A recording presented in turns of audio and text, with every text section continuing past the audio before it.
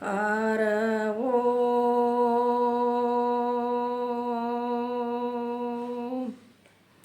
ಗುರುರ್ಬ್ರಹ್ಮ ಗುರುರ್ವಿಷ್ಣು ಗುರುದೇವೋ ಮಹೇಶ್ವರ ಗುರುವೇ ಸಾಕ್ಷಾತ್ ಪರಬ್ರಹ್ಮ ತಸ್ಮೈ ಶ್ರೀ ಗುರವೇ ನಮಃ ತಸ್ಮೈ ಶ್ರೀ ಗುರವೇ ನಮಃ.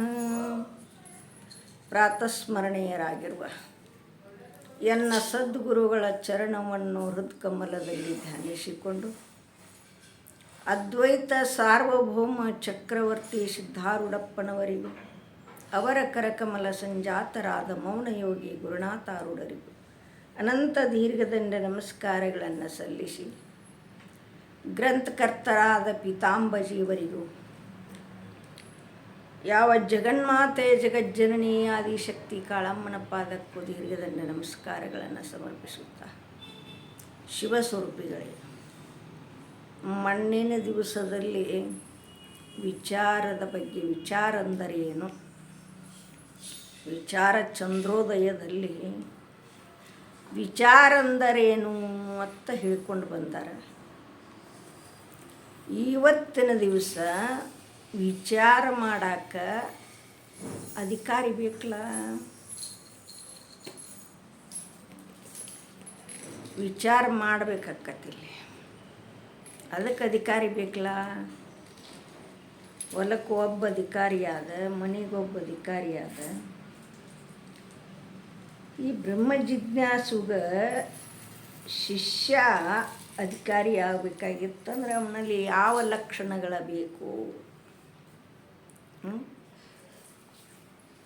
ಯಾವ ಲಕ್ಷಣ ಬೇಕು, ವಿಚಾರಕ್ಕೆ ಅಧಿಕಾರಿ ಯಾರು.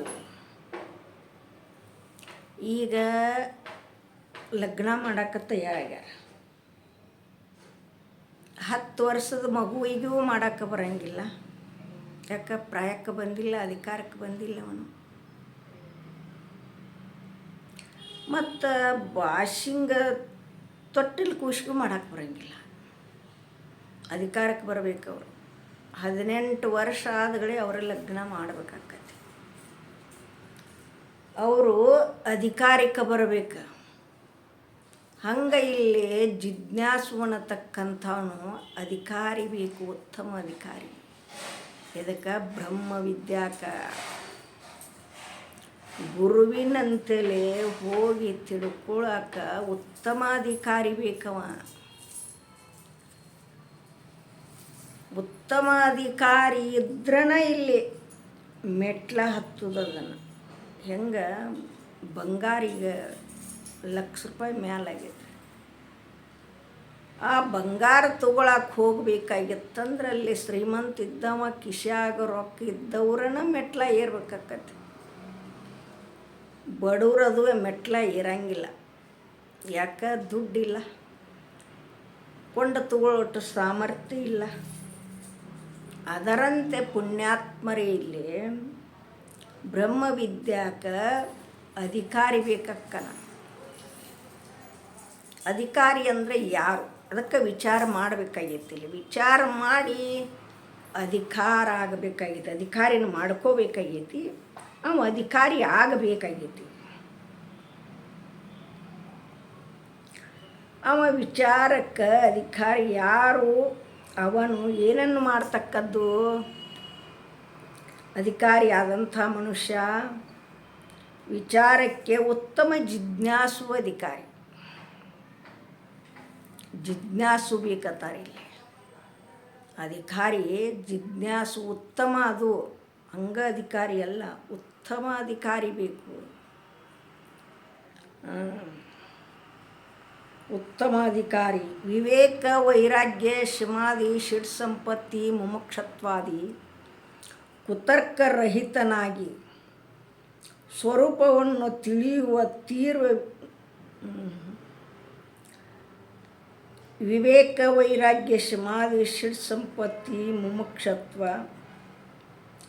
ಚತುರ್ವಿಧ ಸಾಧನ ಸಹಿತನಾಗಿ ಬ್ರಹ್ಮವಿತ್ತ ಗುರು ವೇದಾಂತ ವಾಕ್ಯಗಳಲ್ಲಿ ಪರಮ ವಿಶ್ವಾಸವುಳ್ಳವನು ಉತ್ತಮ ಜಿಜ್ಞಾಸು ಅನಿಸುತ್ತಾನೆ. ಅವ ವಿಶ್ವಾಸವುಳ್ಳವಿರ್ಬೇಕು. ಅವಿಶ್ವಾಸ ಇತ್ತಂದ್ರೆ ಇಲ್ಲಿ ಜ್ಞಾನ ಆಗಂಗಿಲ್ಲ, ಗುರುಗಳು ಹೇಳಿದ ಮುಟ್ಟಂಗಿಲ್ಲ. ಪರಮ ವಿಶ್ವಾಸವುಳ್ಳವಾಗಬೇಕು. ಅವನಿಗೆ ಜಿಜ್ಞಾಸು ಅಂತಾರೆ, ಅಧಿಕಾರಿ ಅಂತಾರೆ. ಈ ವಿಚಾರಕ್ಕೆ ಉತ್ತಮ ಅಧಿಕಾರಿ ಜಿಜ್ಞಾಸು ಆಗುತ್ತಾನೆ ಪುಣ್ಯಾತ್ಮರೇ. ಅಂಥ ಅಧಿಕಾರಿಯನ್ನು ನಾವು ಪಡ್ಕೊಳ್ಳೋಲ್ಲ. ಉತ್ತಮ ಜಿಜ್ಞಾಸಿಯಾಗುನು. ಕೈ ಎತ್ತರ ಮೇಲೆ ಎಲ್ಲರೂ ಶ್ರೋತ್ರಿಯ ಬ್ರಹ್ಮನಿಷ್ಠ ಸದ್ಗುರುವಿನಂತೆಲೆ ಹೋಗಿ ಉತ್ತಮ ಜಿಜ್ಞಾಸುವಾಗಿ ವಿಚಾರ ಮಾಡಿ ಉತ್ತಮ ಅಧಿಕಾರಿಯಾಗಿ ಜಿಜ್ಞಾಸಿಯಾಗೋದು. ಇದನ್ನು ವಿಚಾರ ಮಾಡೋಕ್ಕೆ ಬಂದೀವಿ ನಾವು ಇಲ್ಲಿ ಭೂಮಿ ಮೇಲೆ. ಮತ್ತೊಂದು ವಿಚಾರ ಮಾಡೋಕ್ಕೆ ಬಂದಿಲ್ಲ. 10 ಎಕರೆ ಹೊಲ ತಗೋಬೇಕು, ದೊಡ್ಡ ಮನೆ ಮೇಲೆ ಮನೆ ಕಟ್ಟಿಸ್ಬೇಕು, ಕಾರ್ ತಗೋಬೇಕು, ಈ ವಿಚಾರಗಳನ್ನೆಲ್ಲ ಮಾಡೋಕ್ಕೆ ಬಂದಿಲ್ಲವ.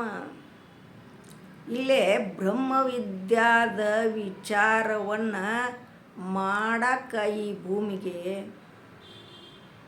ಪರಮಾತ್ಮ ಕಳಿಸ್ಯಾನ ತಾಯಿ ಗರ್ಭದಾಗಿಂದ. ಇನ್ನು ಹೊಳ್ಳಿ ಹೋಗುವುದಿಲ್ಲ ನಾವು ತಾಯಿ ಗರ್ಭಕ್ಕತ್ತ. ಅಲ್ಲಿ ಪರಮಾತ್ಮನಿಗೆ ವಚನ ಕೊಟ್ಟು ನಾವು ಬಂದೀವ್ರಿ ಪ್ರತಿಯೊಬ್ಬರು. ಈ ಜಠರಾಗ್ನಿಗೆ ನಾವೆಂದೆಂದು ಬರೋದಿಲ್ಲ. ಸಾಕಪ್ಪ ಇನ್ನು ಈ ಹೊಲಿಸಿನಿಂದ ಬರುವುದಿಲ್ಲತ್ತ ಪರಮಾತ್ಮ ಆಶ್ವಾಸನೆ ಕೊಟ್ಟು ಬಂದದೀವು. ಅದಕ್ಕೆ ಉತ್ತಮ ಅಧಿಕಾರಿ, ಉತ್ತಮ ಜಿಜ್ಞಾಸುವಾಗಿ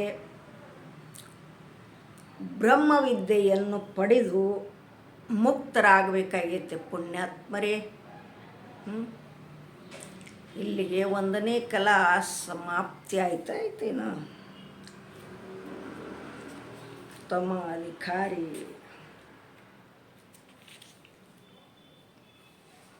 ಅಧಿಕಾರಿ ಪುರುಷ ಸದ್ಗುರು ಕೃಪೆಯಿಂದ ಅನುಬಂಧ ಸಹಿತ ಪೋದ್ಘಾತಿ ಆದಿ ಪ್ರಕ್ರಿಯೆಗಳನ್ನು ವಿಚಾರಿಸಿ ನಾನೇ ಬ್ರಹ್ಮ ಇರುತ್ತೇನೆ ಎಂದು ಬ್ರಹ್ಮಾತ್ಮರ ಅಭೇದವನ್ನು ಅಪರೋಕ್ಷ ತಿಳಿಯುವುದೇ ಶಮದಮ ಅಂತ ಹೇಳಿಕೊಂಡು ಬಂದಾರೆ. ಇಲ್ಲಿ ಶಮದಮ ಅವೆಲ್ಲ ಹಿಂದದಾವ.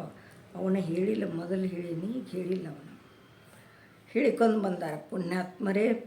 ಪ್ರಕ್ರಿಯೆಗಳೇ ಹೆಸರು. ಪೋದ್ಘಾತ ಪ್ರಪಂಚದ ಆರೋಪ ಅಪವಾದ. ದ್ರೇಯತಳಿಯ ನಾನು ದ್ರಷ್ಟನು. ಇವನ್ನೆಲ್ಲ ಹೇಳಿಕೊಂಡು ಬಂದಾರ.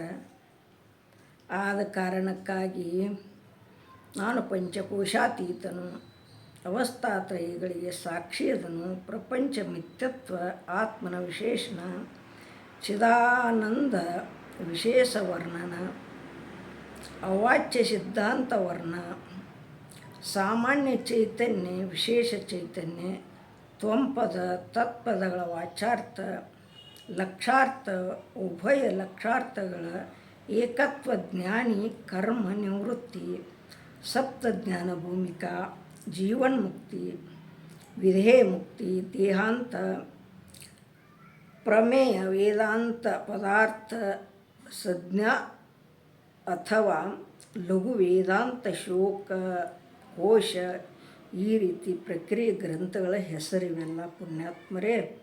ಹೇಳಕ್ಕೆ ಕಾರಣ ಏನಂದ್ರೆ, ಈ ಬ್ರಹ್ಮವಿದ್ಯಾದ್ದನ್ನು ನಾವು ವಿಚಾರ ಮಾಡೋಕ್ಕೆ ಬಂದದೀವಿ. ಇಲ್ಲಿ ಪ್ರಪಂಚದ ವಿಚಾರವನ್ನು ಪ್ರಥಮ ದ್ವಿತೀಯಲ್ಲಿ ಹೇಳ್ಯಾರ. ಅದನ್ನು ದ್ವಾದಶ ತ್ರಯೋದಲ್ಲಿ ನಾನು ಎಂಬುವುದರ ವಿಚಾರವನ್ನು ತೃತೀಯೋಧ್ಯಾಯದಲ್ಲಿ ಹೇಳ್ತೈತೆ. ಪರಮಾತ್ಮ ಯಾರು ಎಂಬುದನ್ನು ವಿಚಾರವನ್ನು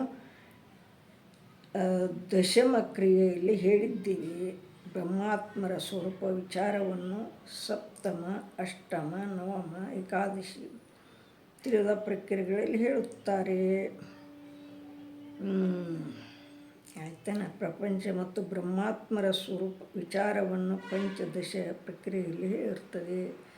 ಮೇಲೆ ಹೇಳಲ್ಪಟ್ಟ ಸರ್ವ ಪ್ರಕ್ರಿಯೆಗಳು ಸತ್ ತ್ವಂ ಪದಾರ್ಥಗಳ ಶೋಧನ ದ್ವಾರ ಜೀವ ಬ್ರಹ್ಮರ ಏಕತ್ವ ನಿಶ್ಚಯದಲ್ಲಿ ಪ್ರಯೋಜನವುಳ್ಳವನ್ನಾಗಿರುತ್ತೇವೆ. 1ನೇ ಕಲಾ ಇಲ್ಲಿ ಸಮಾಪ್ತವಾಗಿದೆ. ಈ 2 ಪುಷ್ಪಗಳನ್ನು ಸದ್ಗುರುನಾಥನ ಪಾದದ ಮೇಲಿಟ್ಟು ಮುಗಿಸ್ತಾ ಇದ್ದೇನೆ. ತತ್ಸತ್ಪರ ಬ್ರಹ್ಮಣೇ ನಮಃ.